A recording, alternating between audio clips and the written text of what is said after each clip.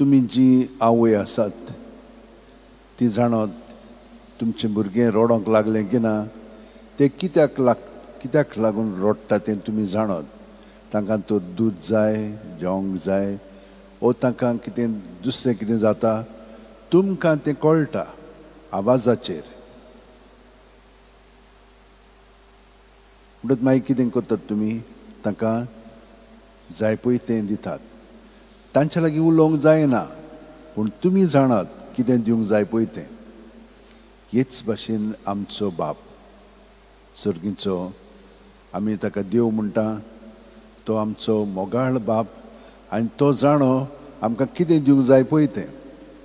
आनी तो कशें आमकां दिता आपल्या पुता वरवीं ताणें आमकां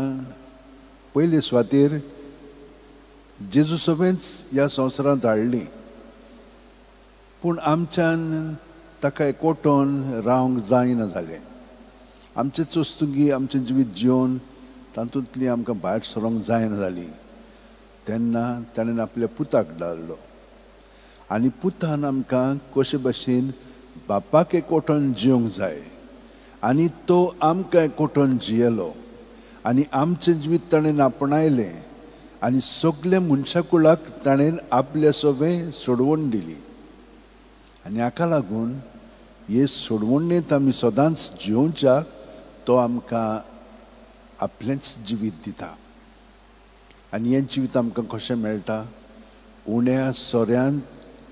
तें घेवन ताणें आपली कूड आनी रगत करून दिली आनी हें आमच्या ओत्मीक पोटसणाक